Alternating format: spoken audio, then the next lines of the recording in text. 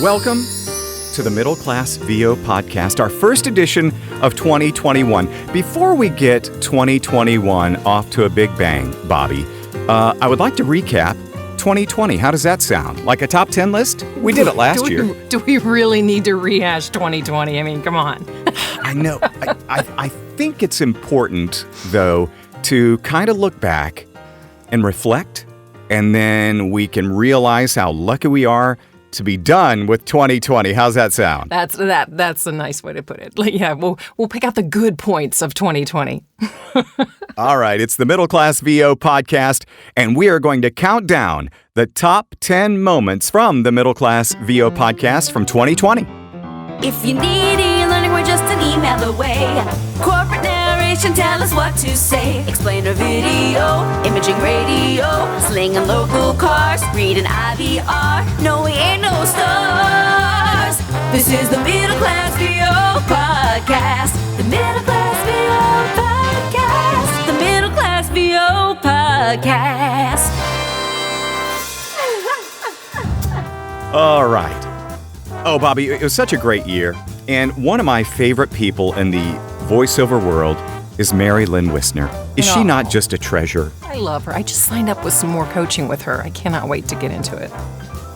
Oh, great. I've done a lot of work with Lynn, and she's fantastic. And she kicks off our countdown at number 10, and we have some great casting tips from Lynn Wissner at number 10 on the countdown. Lynn, we want to get into the nitty-gritty of the casting side of things. Sure. We have mostly voice actors that listen to the podcast, and they're going to want to know, when they send that audition in and you get it, tell us step by step kind of what happens, your reactions, and all the things that go on. Wow, that's a loaded question. Well, if it's a casting that I've done, likely I will have gotten it through their agent, or if they're students of mine, I send copy out to students a lot of times just because they're probably really good for something and don't have an agent or whatever. It's not their fault. So when I get all these auditions back for a particular, say it's a commercial, on the first pass, I'm only listening to the first line because there's no way I'm going to sit there and listen to 80 auditions all the way through. And I, after just all these years of casting, I can tell from their first line or two, did they fit the specs? Did they interpret the copyright, the direction, the casting specs? Do they sound interesting? Is there something that's drawing me into their read? And then I narrow that down to, like, I take probably about, cut that in half, and then I'll go back and listen to those, that other half's the whole audition. And then usually my clients, because I work with major advertising agencies and some, smaller production companies, but the reason most of them hire a casting director as opposed to, say, an online thing is they don't want to sit there and listen to 100 auditions. They want me to send them the 10 or 20 best, and that's it. So I kind of get all the messy stuff out of the way and give them the 10 or 20 best. So what pops out to me is, how did they pull me in that first line? What did they do? Is it's not only the sound of their voice, but is there something that's making me feel like they're talking to me, and I'm drawn into their delivery and just the way they're talking and the way that they're not reading, but they're approaching me. Does that make sense? Yeah. Yeah. So that's what I'm listening for. And I think just because I've done this for so long, in a way, I'm sort of jaded and I've heard everything. So, surprise me, if you can intrigue me and a kind of a bored, jaded ad agency executive, then you're going to, likely be cast on a spot. I just love her. She's one of my favorite people in the business. Yeah. I just love the way she shares things with us. Well, let's move on to number 9 now, Kev. And what I love about this guest is something that a lot of us take for granted in the business, knowing your worth as a VO artist. And who better to know everything about that than J. Michael Collins? Knowing your worth in voiceover, J. Michael Collins, how can we as voice actors, do that better? Well, I think the important thing is to understand that we are more unique than people give us credit for. There's this myth out there that the industry is oversaturated with competition, and it's a myth. The fact of the matter is, and now don't get me wrong, there are genres, especially, again, I go back to genres a little more tied to the Hollywood world, the LA world of animation, promo, trailer, TV narration, documentary, to some degree video game, where you do have a situation where there probably is more quality talent than there is work. But the flip side to that are genres like commercial, where it's more of an even balance. And then as you start getting into non-broadcast narration, the balance flips in favor of the talent. We're more valuable than I think a lot of us give ourselves credit for, in that we are rarer. At least those of us who can do this well are rarer than we realize we are. I always throw out, and these are anecdotal, so don't fake news fact check me here, but these are kind of anecdotal numbers. But I always throw out there that there are probably 200,000 people in North America calling themselves professional voice actors. But out of those, it's 5 or 10,000 who book on a frequent basis. And out of those 5 or 10,000, it's 1,000 that are booking the vast majority of the work. If you're in that group, you may not be getting rich, but you're not going hungry. So the mythology, there just aren't that many people who can do this job well, truly well. And if you're one of them, you will be able to put food on the table, as long as you have the business side of things down. I love that. Doesn't that make you feel good? Because, like he says, as long as you've got, of course, you got the business side of things down, and as long as you're good, yeah, you're going to be fine. You're going to be able to make it in many genres in this industry. Speaking of somebody that is good, coming in at number 8 is Cliff Zellman. He is an artist in himself, an incredible producer in the automotive world. He's an incredible demo producer, and he's an incredible guitarist. Not everybody knows that he used to produce rock music. He's helped produce and score movies.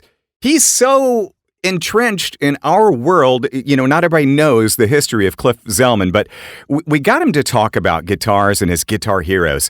And let's hear Cliff Zellman at number 8 break down his favorite guitarists of all time. Okay. I need the top 3, starting with 3, 2, and then tell us your top rock guitarist of all time. Go 3, 2, 1. Top Can rock. Can you do that?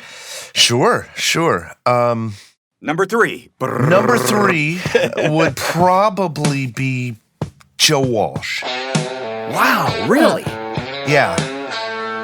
Okay. Near. Oh, because there is nothing like Joe Walsh.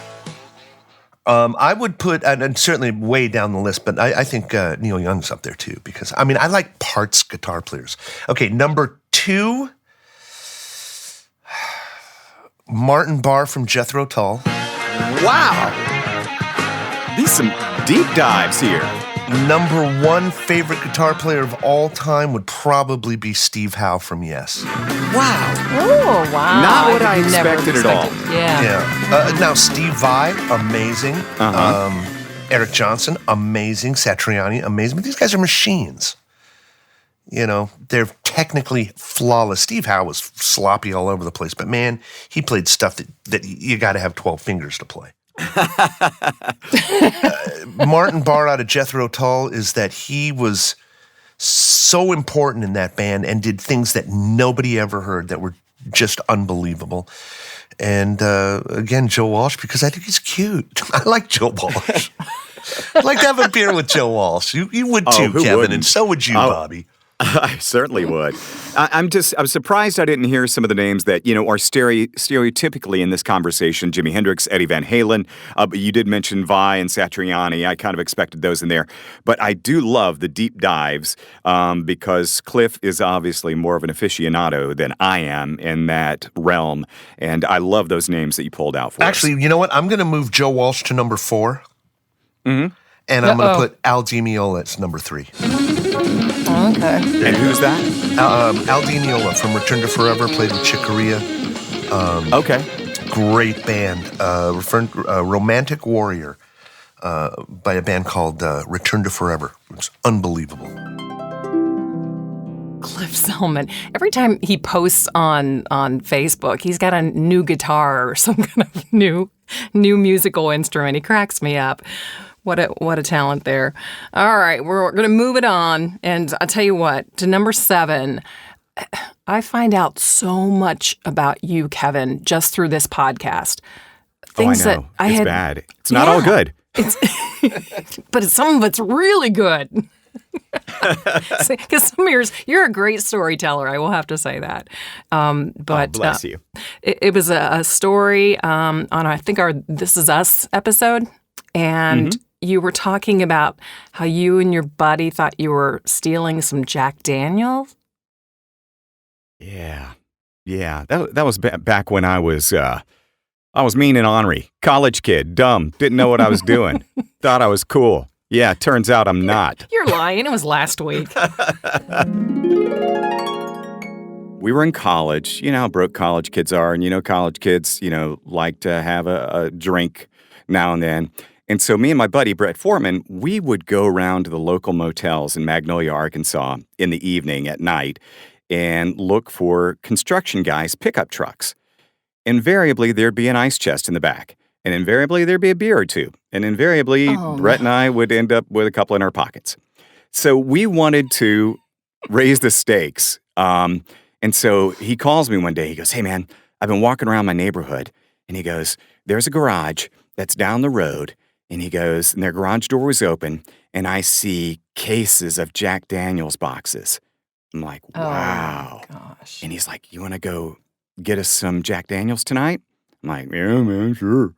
And so, mind you, we're like 18, 19 years old. And so about midnight, we go by, and sure enough, the garage door is still open.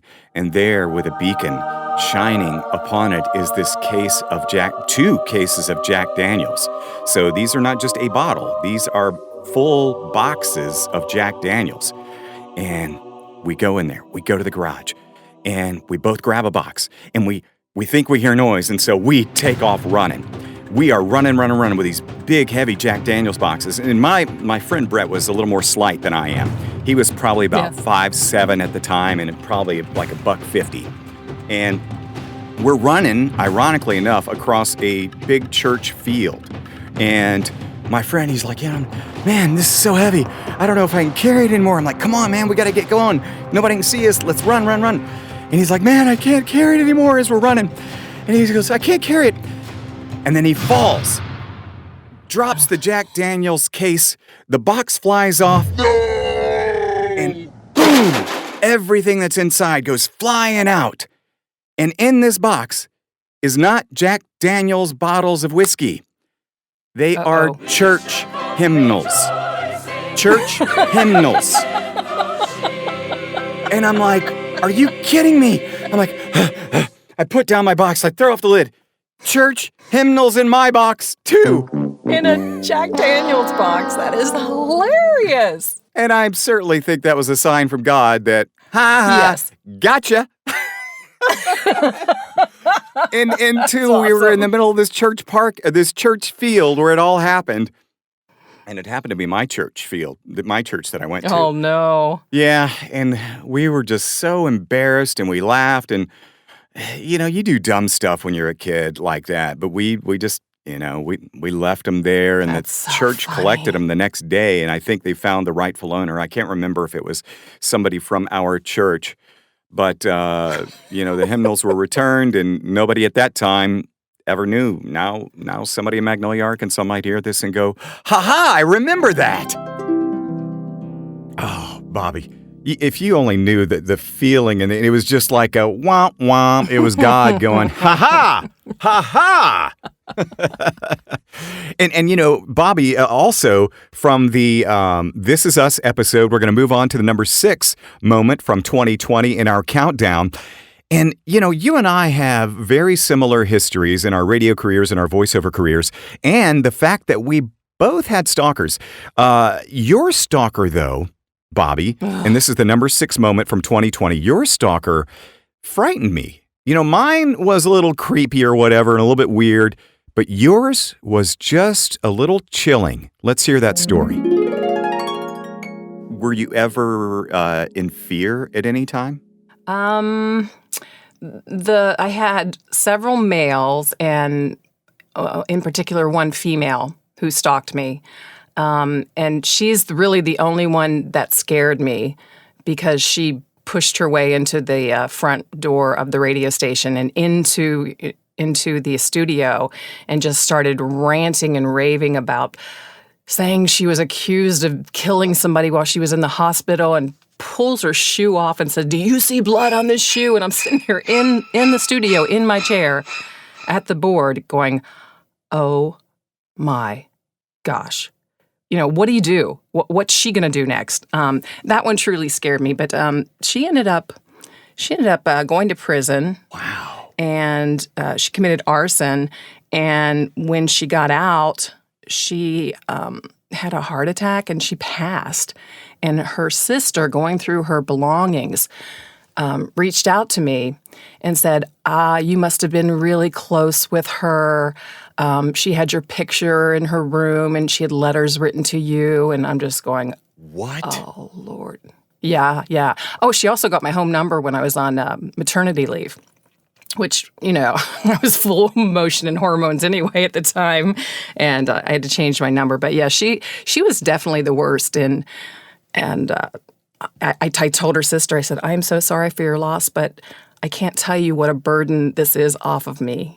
Wow. Knowing that she won't do anything to me in the future. Wow. That's crazy.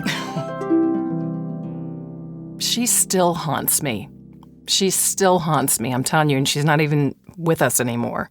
So weird. Wow. That is, and bless you that you survived your radio career without anything really, really serious happening, but the whole the blood thing in there. I was like, yee, yeah. Really? Wow. How do you respond to that? Yeah, exactly. Okay, let's move on to, are we in the top 5 already? We're in the top 5. Moment of 2020 for Middle Class VO podcast. I love our special feature, the Cold Read Challenge. I look forward to it anytime we lay it on somebody, at the last second, just because everybody's handled it so well. I mean, there's so many pros out there. And Jeff Bell at number 5 here was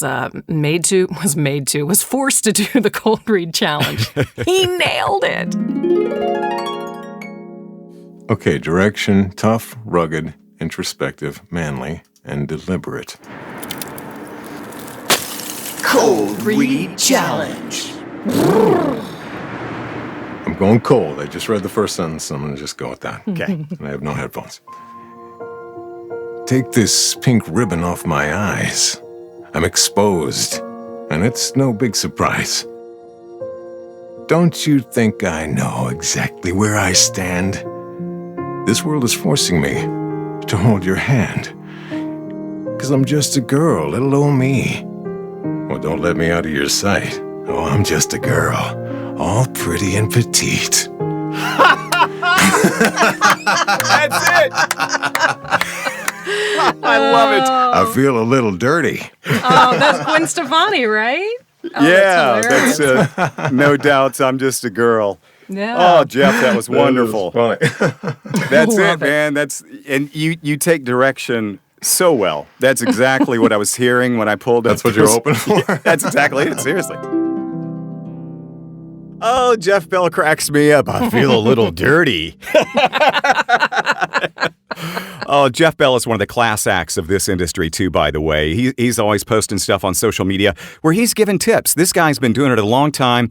He has come from radio like us, Bobby, and if you want to go check out a really cool episode, check out the transitioning from radio to VO episode with Jeff Bell. Just lots of great nuggets of information. And he's posting stuff on his social media all the time on how to help everybody out in the voiceover business. Yeah. Somebody else that helps out people in the VO business is an agent. She's a fantastic agent, and she is with Tada out of Toronto. Her name is Tanya Buchanan, and she was a great guest, and she comes in at number 4. She has the number 4 moment of 2020. Tanya Buchanan talks about when you're ready to submit to an agent, there are some things you should avoid. These are her pet peeves at number 4. Classic. So when somebody is submitting, Tanya, we all make mistakes when we're submitting to agents. What are some of the worst things that you have experienced when somebody submits to you? I say this in all seriousness. It brought a tear to my eye last time I was going through demos, et cetera, and submissions, that out of, let's say, 100, 80 of them were so terrible, or they made such horrific mistakes that they didn't even get a listen, or they got maybe 1 second into a listen. And I thought, gosh, with all the resources out there, I don't understand why aspiring talent don't take that part of the business as seriously as they should. You get one shot a lot of the time with agents, and we're not mean, but we're busy, and we don't have time to mess around. And I think the worst things are, how about this? Dear sir, no, that's not going to fly. No. If they don't do any research. I mean, that's one of the key things for me. It's so easy. Just look up my website and say things like, hi, I noticed that you have this and this, or that you're based in Toronto, or something to show me that you've done a little bit of research. And then when it comes to demos, I mean, you really have to, that's more important than ever nowadays, is you really have to have a professional demo. And as soon as I hear, bad, horrible phone quality, and I get them, and people, those of us who've been in the business for a long time, like, people actually do that. And I'm like, the washing machine running. Yeah. I get people who, send me their best Darth Vader impersonation. And I'm like, oh gosh, I mean, it's amazing. And I'm not kidding. That's actually happened. We get as agents hundreds of submissions. So I always liken it to, if you're going in for a job, in the real world, not in our little voiceover world, you wouldn't show up to a job interview with a crumpled up resume written in pencil. You'd make sure that it was professional looking and that you had done some research about the company. And that applies very much so still in the voiceover world. So just make sure that, you've done a little bit of research, my name, or at least know that I'm a woman and not a man, or to whom it may concern. I'm not a big fan of that either. So just do a little research. Wow. But here, this would seal the deal. Here we go. Bobby, I am your father. Signed, right? Right there. Oh, it's great. Hey, I do have to stop you, though. Toronto. Say Toronto. Oh, what would I say? Toronto? Another voice talent corrected me on that one time, and I was like, really?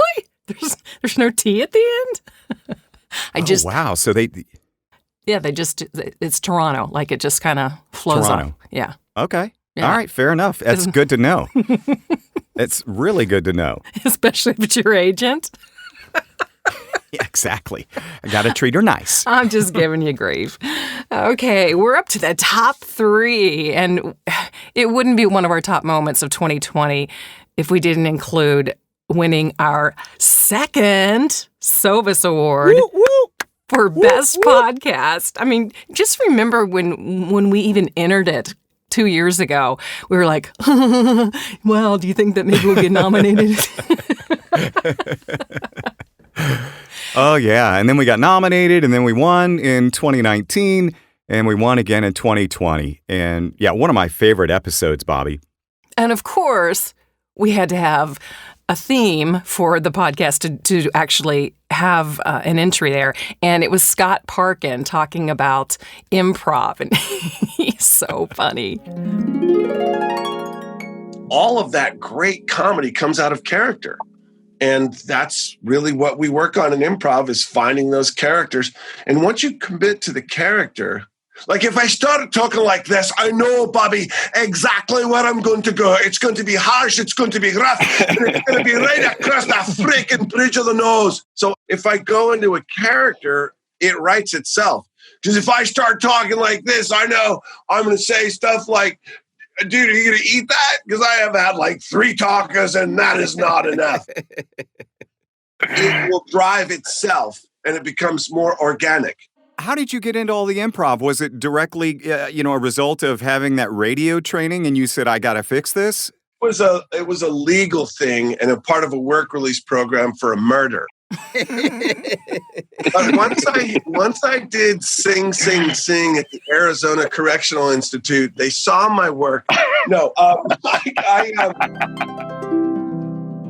Oh, another treasure from the voiceover industry is Scott Parkin, and he's just amazing. He's amazing with improv, and I'll tell you, Bobby, if you want some coaching on improv, Scott is a great guy to go to. And improv has really helped me in some of my auditions over the last year or so, and it's emboldened me to take some chances, and it's helped me land auditions.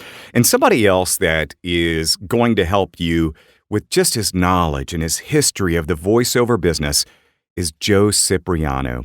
Joe Cipriano, yeah, he comes in at number 2 as the number 2 moment of 2020 on the Middle Class VO podcast.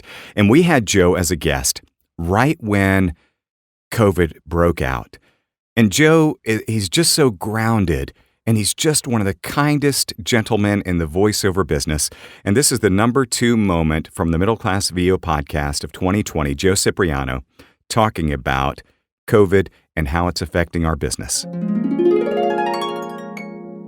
And let me say something else, Kevin and Bobby. Yeah. You know, with what's going on right now with coronavirus and all of the cancellations of sporting events. I mean, it's unprecedented. Oh, yeah. We've never seen anything like this before. Yeah. But I think it's correct that we're doing it. So the NBA has been postponed. It just goes on and on and on.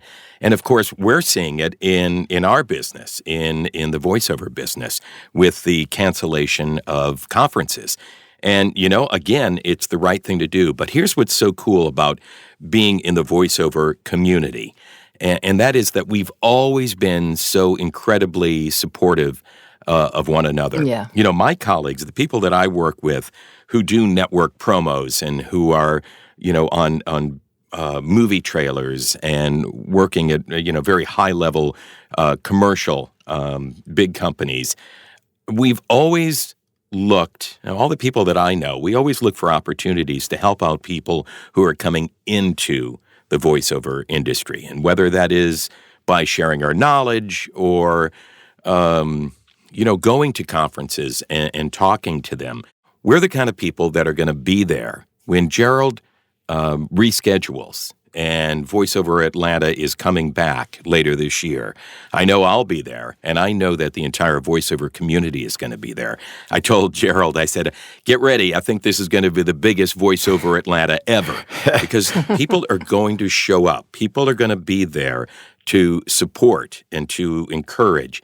And I'll be there to coach, and I'll be there to meet people and share knowledge and just have fun, you know, and enjoy and celebrate our community. Oh, Joe. You know, if there's one person of this whole industry that's left a lasting impression on me, is him. I mean, just his story and how humble he has stayed. You know, still he's at the top, and he will still talk to somebody who is just their first interest in voiceover, like it was somebody that he's known as a veteran. I mean, that's just him. Yeah. That's just him. That's the kind of guy he is. Yeah. And Bobby, let me help you out. Give us our number 1 moment, Bobby, from 2020. Well, when you look back on the year that we've had in 2020, it certainly it makes sense that this would be number 1, but it was just an all-around great episode. We're talking about racism in voiceover. And we had Trey Mosley and Krista Walrock on as our guest at a very, very tender time. And we just wanted to hear it from their viewpoint on if racism is an issue in voiceover. And I think you and I were both kind of had our jaws open at points during the episode. And I hope other people who have listened to it really got something out of it as well. Number 1, racism in VO with Trey and Krista. People say a lot of things. I'm not a person of a lot of words. I like to listen. And I believe that love is an action and not words. And so I appreciate the gesture, but how do we implement it so that it's an ongoing thing? You can sell me a dream, but if you take an active part in trying to make a dream come true, then you have my attention. And that's why I said, listen and then act. Show me that you're serious about it. The time for the I hear yous and we're with yous has come and gone. What are you going to do? And if you are genuine in your actions, I can respect that more than you being genuine in your words, because you can say anything. Trey, you said it well, if you speak out, act out, I think that's how you could put it. And from my perspective, I want to be better. I want to be a better person.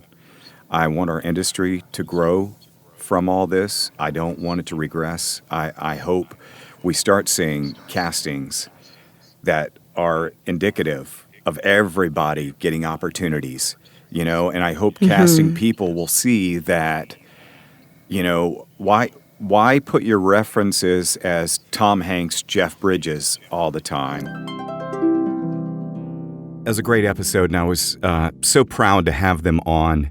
And, as Trey mentioned in the podcast, let's do it again when it's not so heavy. And we definitely will. We're gonna have them back on, and we're gonna do something fun and something light. But I think it was important, Bobby, that we addressed that issue when we did. And I'm so glad that we've raised awareness about, hey, racism in voiceover has existed. And I'm sure it will continue to exist in some extent. But I really feel, based on what I'm seeing in the industry and what I'm hearing on TV spots and radio spots, I think it's getting better, because I'm starting to hear a lot more diversity in voiceover. And I think that's that's amazing. And I'm glad that we were able to share their story and bring light to the subject. And can I add that Krista, since we had that episode, is now a freelancer for Atlas Talent, which is, nice. One of the best agencies out there. And that just goes to show me that it is improving. So kudos to them. There you go. The top 10 moments from 2020 on the Middle Class VO podcast. Bobby, what should we look forward to in 2021? I'm even afraid to think about it. It started off crazy already. Yeah, I mean, the vaccines are out, and hopefully, my hopes for 2021 is that we get to see each other. Yeah. To see all of our, the people that we work with, and the people that share this industry with us.